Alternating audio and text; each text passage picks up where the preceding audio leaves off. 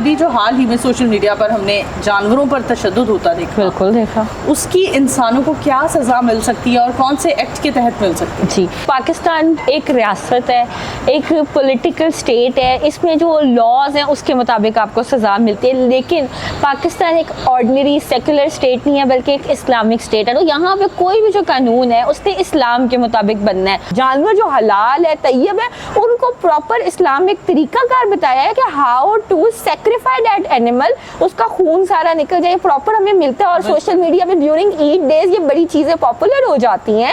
کسی کی بکری کو چوری کر لیا، اس کو مارا، کسی کی بہن سے اس طرح گولی مار دینا. اگر آپ شکار کر رہے ہو کھانے کے لیے تو بالکل جائز ہے، تلور، ڈیئر، یہ ساری چیزیں آپ کھاؤ، یہ جائز ہے. لیکن ان کو اگر آپ شوق کے لیے ہنٹنگ کر رہے ہو کہ وہ چڑیا جا رہی ہے اس کو میں نشانہ ماروں گا، تو یہ بھی ناجائز ہے. السلام علیکم، ٹی وی ٹوڈے ڈیجیٹل کے ساتھ میں ہوں آپ کی میزبان نور امان اللہ. ناظرین، آج ایک بہت ہی انٹرسٹنگ ٹاپک کو لیے آپ سب کی خدمت میں حاضر ہوئے ہیں. حال ہی میں سوشل میڈیا پر ہم نے کافی ویڈیوز وائرل ہوتے دیکھی جس میں ہم جانوروں کو، انسان نما جانوروں کا تشدد کا نشانہ بنتے دیکھتے رہے، جس میں اونٹ کی ٹانگ کٹتے ہوئے ہم نے دیکھا کس طرح سے ایک درندے نے اونٹ کو زخمی کیا. پھر ہم نے ایک گدھے کے اوپر شدید تشدد ہوتے دیکھا. اس کے علاوہ 7ویں 8ویں منزل سے ہم نے ایک کتے کو، ایک معصوم جانور کو، بے زبان جانور کو، ایک انسان کو دیکھا کہ اس نے اس کو نیچے پھینک دیا.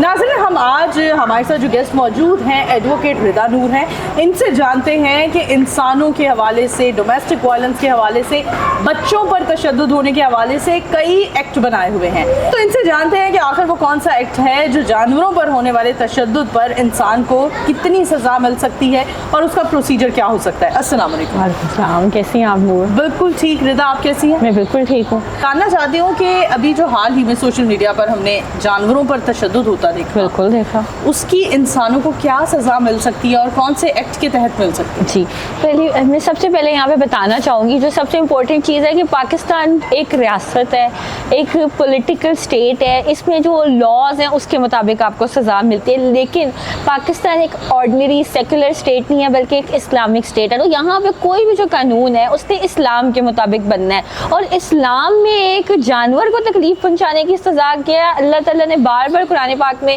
جانوروں کو اپنی نعمت میں سے بنایا گیا ہے. بتا تم میری کون کون سی نعمتوں کو جھٹلاؤ گے، اور یہ ساری بار بار تمہارے لیے پرندے سجائے آسمان پہ، پرندوں کا توکل سورہ ملک میں لکھا ہوا ہے کہ وہ اڑتے ہیں. اسی طرح خچر جانور فیلڈز میں پلاؤ کرنے کے لیے بنائے. یہ ساری نعمتیں کا ذکر ہے. لیکن جو اسپیسیفکلی اینیمل رائٹس پہ ہمیں جو ٹیکسٹ ملتا ہے اسلام کا، کیونکہ اسلامک ٹیکسٹ پاکستان کی لاز کے لیے بہت ضروری ہے. یہ صرف ایک شرعی رولنگز نہیں ہے کہ ہمیں اس کی صرف مورلی یا ریلیجیسلی ہم بائنڈنگ ہے، بلکہ لیگلی بائنڈنگ ہے. اس کی دنیا میں بھی سزا ہے، آخرت میں بھی سزا ہے. تو اسلامک پنشمنٹس کا یہی کانسیپٹ ہے.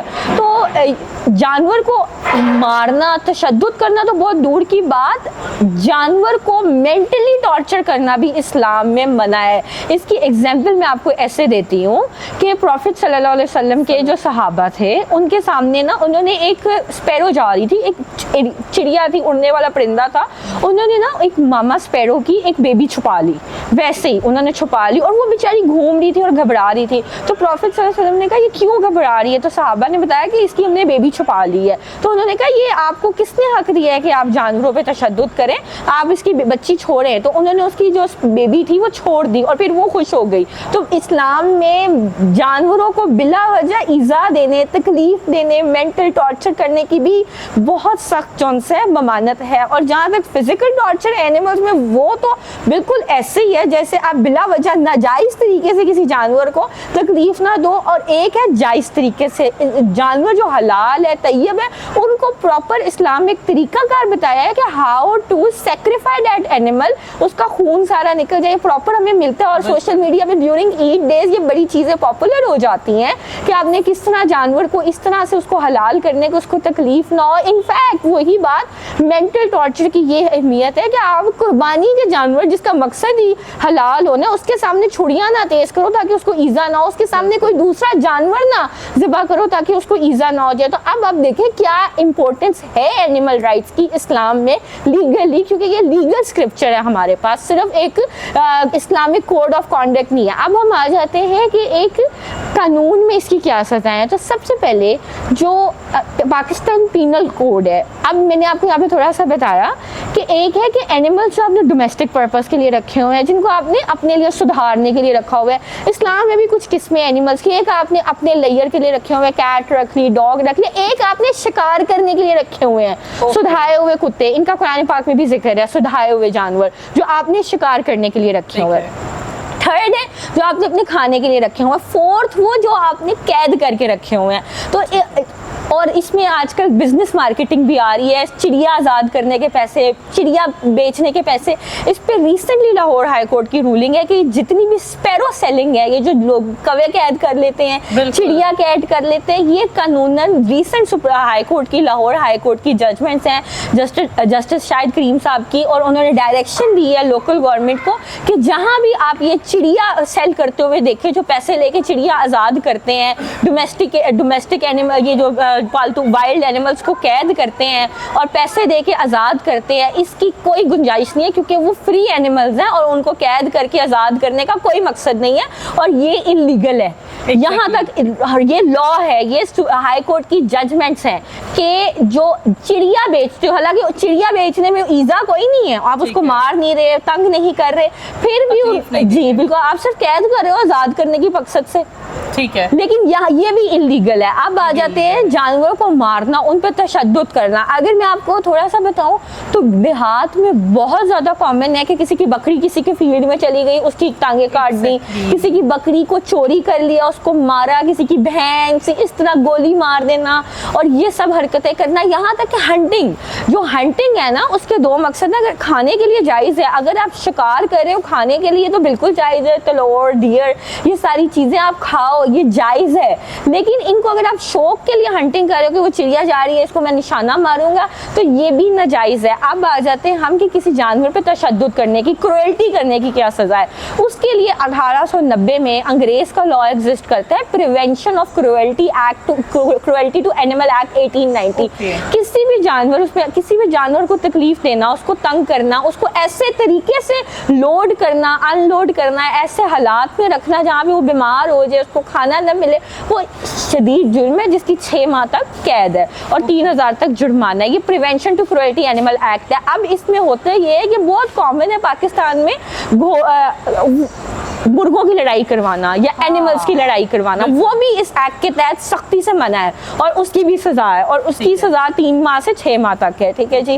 اب کسی بھی اینیمل کو, کسی بھی ڈومیسٹیکیٹڈ اینیمل کو, ایک ہے کہ آپ نے رکھے اس پرپز کے ہوئے ہیں, تو اس کے اگر آپ اس پہ ظلم کر رہے ہو کسی بھی اینیمل پہ, کوئی اسٹرے کیٹ ہے, اسٹرے ڈاگ ہے, اس کی آپ کو یہ سزا ہے. سیکنڈلی آتے ہیں وہ جو آپ کی ذمہ داری میں آتے ہیں, وہ اینیمل جن کو آپ نے پالا ہوا ہے, ان کو اگر آپ کروئل طریقے میں رکھو, بھوکا رکھو, تو یہ پاکستان پینل کوڈ کے تحت اس کی 6 ماہ تک سزا ہے اور 3 ماہ تک جرمانہ ہے. اگر آپ نے کسی اینیمل کی جو آپ کی رسپانسبلٹی ہے ان کا خیال رکھنا, اور آپ ان کا خیال نہیں رکھ رہے, and they are suffering due to that negligence. Negligence جو ایک ہے اسالٹ کرنا, مارنا, اس کی prevention of cruelty animal act 1890 میں سزا ہے کہ آپ کروئل طریقے سے اس کے ساتھ کر رہے ہو. دوسرا آتا ہے کہ آپ کسی کے اینیمل کو مار رہے ہو, وہ بھی پی پی سی میں سزا ہے. ٹھیک ہے, وہ اس اینیمل کی پرائس پہ ڈیپینڈ کرتا ہے. ایک ہے کہ آپ کا اینیمل ہے اور آپ اس کے تحت نیگلیجنٹ بیہیویئر کر رہے ہو, نیگلیجنٹ بیہیویئر, اس کی سزا ہے 6 ماہ تک آپ کو قید ہو سکتی ہے, 3000 تک آپ کو جرمانہ ہو سکتا ہے پاکستان پینل کوڈ. رضا, اگر ہم بات کریں کہ آج سے کچھ عرصہ پہلے ہم دیکھا کرتے تھے, سنا کرتے تھے کہ اگر آپ کے علاقے میں آوارہ کتے بہت زیادہ تعداد میں ہو جاتے ہیں تو ایک کسی ادارے کے لوگ آتے تھے اور انہیں شوٹ کر کے چلے جایا کرتے تھے, اور اس طرح سے اس علاقے میں بچے بہت سیف انوائرمنٹ میں رہ سکتے تھے. اب اس قانون کو بند کر دیا گیا ہے اینیمل رائٹ کے تحت. تو اب وہ جو بڑھتی ہوئی آبادی ہے آوارہ جانور کتوں کی, ان کو کس طرح سے کنٹرول کیا جا سکتا ہے, کیونکہ انوائرمنٹ کو بھی تو ہمیں سیف بنانا ہے, بچوں کے لیے, بزرگوں کے لیے, سب کے لیے. اس میں دیکھیں آپ نے خود کہا کہ اب روک دیا گیا ہے اینیملس کو کل کرنا. آج سے 2-3 سال پہلے دیکھیں نا, میں نے خود اپنی آنکھوں سے دیکھا تھا. ایک دن میں صبح آفس کے لیے نکل رہی تھی اور 2-3 ڈاگیز تھے, وہ نئے ڈاگیز تھے, ان کی مدر نے ان کو برتھ دی ہوئی تھی, تھوڑے بڑے تھے, اور وہ آ کے اتنے ظالمانہ طریقے سے قتل کر گئے تھے اور اٹھا کے بھی نہیں گئے تھے میونسپل کمیٹی والے. مجھے نہیں پتا آپ نے کوئی ایسا انسیڈنٹ وٹنس کیا ہو یا نہیں کیا, लॉ, लेकिन वो कर गए थे और वो डॉगीज इतने डेंजरस नहीं थे। लेकिन हुआ ये था कि अब हाई कोर्ट ने डॉगीज की जो किलिंग है उसके ऊपर पाबंदी लगा दिया। लाहौर हाई कोर्ट ने भी और इस्लामाबाद हाई कोर्ट के भी डिटेल फैसला जाद एग्जिस्ट करते हैं, क्योंकि उन्होंने कहा है कि ये जो एनिमल्स हैं या जितनी भी दीगर मखलूक़ात हैं, ये नेचर का एक गिफ्ट है, ये जजमेंट में लिखा हुआ है। तो how can you kill them, आप कैसे एक जिंदा मखलूक को कत्ल कर सकते हो? ये गलत है, ये इंसानी हकूक के मुनाफे है। वो क्यों?